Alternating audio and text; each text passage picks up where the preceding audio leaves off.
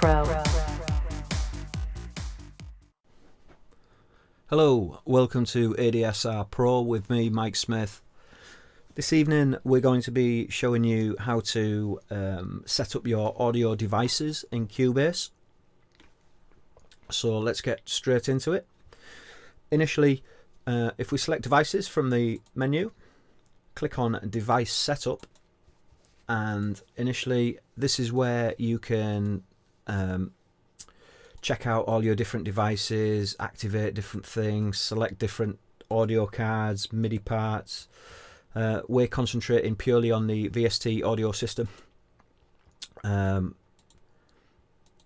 So initially in this drop down menu here, you will see initially we've got no driver.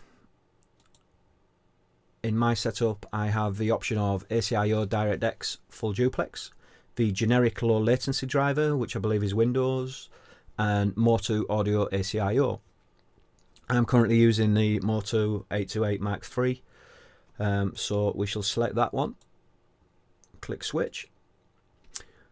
Now once that's selected, it shows you the input latency, the output latency, and the sample rate of the sound card that's chosen. Your figures will differ from these. They may be the same, they may be higher, maybe lower. It's entirely up to you to set up your sound card specifically how you want it. I mean, the sample rate here is at 44.1. I usually record at 48 kilohertz, 24-bit. We can always bounce down to 44.1 later. You know, obviously I need to set that up. However, you know, that's what it's at for now. Release driver when application is in background. Basically check that, and it does exactly that. It releases a driver when application is in background. So for now, if I opened up Windows Media Player, Windows Media Player would take hold of the sound driver. If you uncheck that, that's not the case. You know, I believe you can run both. I mean, I can certainly have Cubase running and Windows Media Player at the same time. Obviously very confusing, but it's possible. Click on Motu underneath and apply. In this one here, this shows you all the available inputs and outputs as per my sound card. Yours may have more, may have less. Obviously I've got 2 mic inputs, 8 analog inputs, 2 digital SP-Diff inputs, 2 returns and 2 reverbs. And on the output side I've got 2 main outs, 8 analog outs, 2 SP-Diff outs and 2 phone outs. In this section here you can hide these and make them invisible so you can't select them when you're into the next menu. Personally I leave them all there. It just allows me to make sure, one, I can see everything and nothing's hidden, and hopefully it all works. So back into Cubase now. If we press F4 and we'll go to the input section, as you can see here I have 1 stereo in. I'm actually going to add another bus, and let's have another 3 stereo, and let's add a couple of mono. So let's just minimize those so we can see. So as per my sound card I have 4 stereo pairs inputs, so let's call that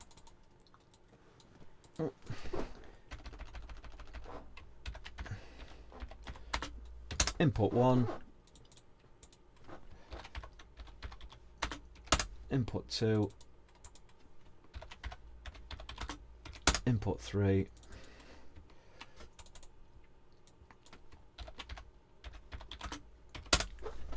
input 4, and you can see it's actually routed those correctly.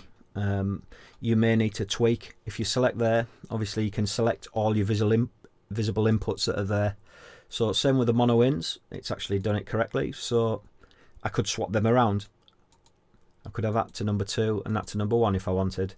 Not that I would. I like to have everything in its place. So let's call that mic 1 and mic 2. And it's that simple. So now, as per my sound card, I've got all the 8 analog ins as well as the 2 microphone inputs all available to me.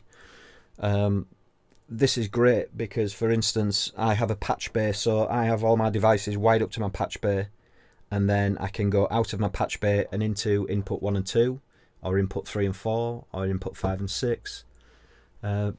Keeps it nice and simple.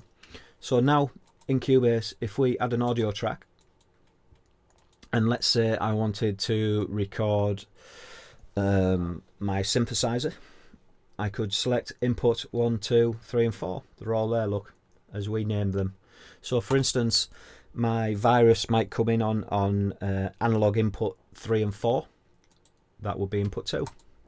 I might have a sampler that comes in on 5 and 6. That'd be input 3.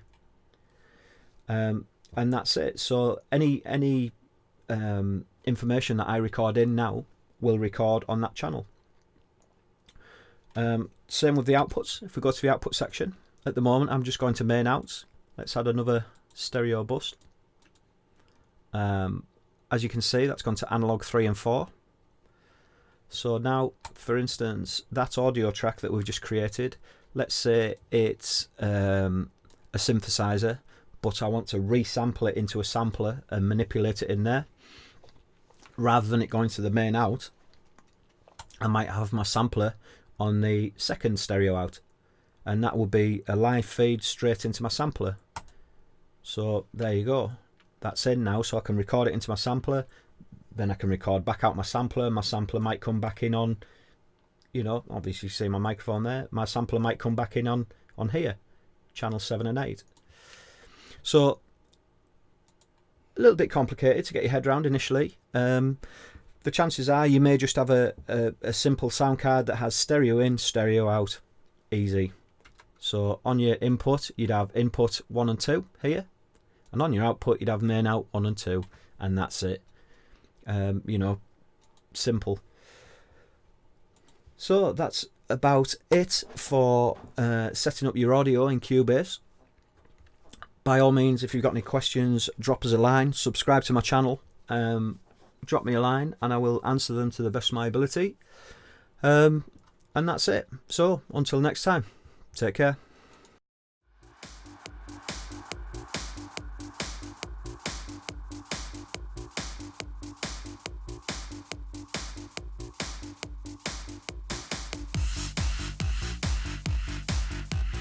ADSR Pro